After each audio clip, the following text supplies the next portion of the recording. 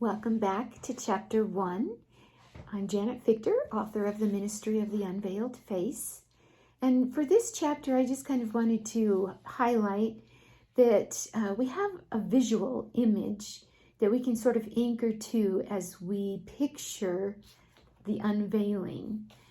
When a person yields their life to Christ, as we learned during the introduction, the invisible veil that prevented them from seeing into the spiritual realm is removed.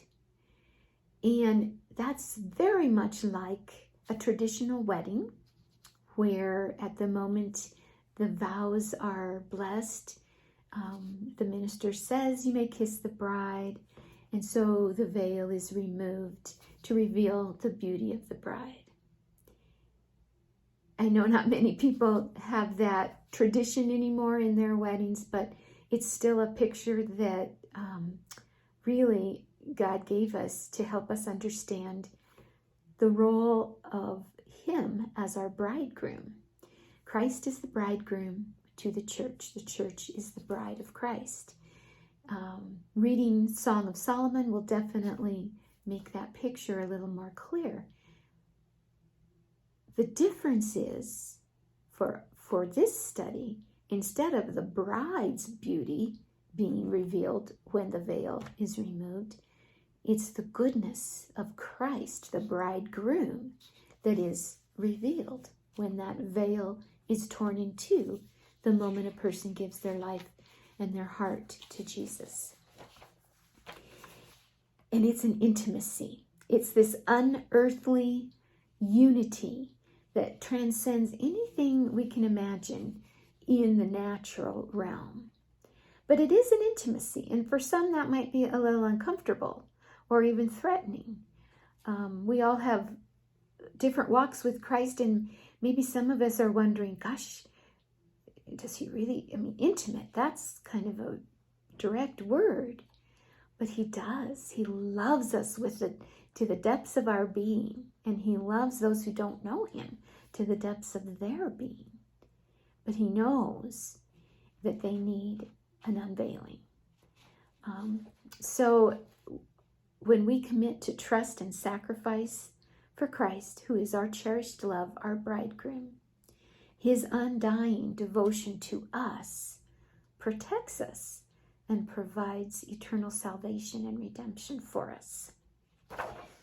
That's kind of the gist of chapter 1. It's a very short chapter, but I wanted to talk a little bit about your reflection questions at the end, especially question number 4. I'm just going to read it really quick. It asks, are you able to trust in the complete goodness of Christ, or are there areas in which you doubt His love? This is a vulnerable question that will take some reflection on your part, but we need to know that Jesus understands the human condition. He lived it. He understands how frail we are. And He also knows that we might then subconsciously put on Him human characteristics. And not all human characteristics are wonderful. And so that might make it difficult for us to embrace having that intimate relationship with Christ, because we might have a little bit of trouble getting past human characteristics and personality traits. So this is just a question for you to sort of process what might you be attributing to Christ that really doesn't fit Him, because He is divine. He doesn't, even though He understands the human characteristics and the human condition and human frailties, He is divine. And He does not hold some of those human characteristics that can be a little bit threatening. So I just wanted to kind of expound upon that question 4 a little bit before you begin your study. God bless you. May you know how deeply Christ loves you as you reflect upon this visual image that helps us picture the beauty of our bridegroom. I will see you next time for chapter 2.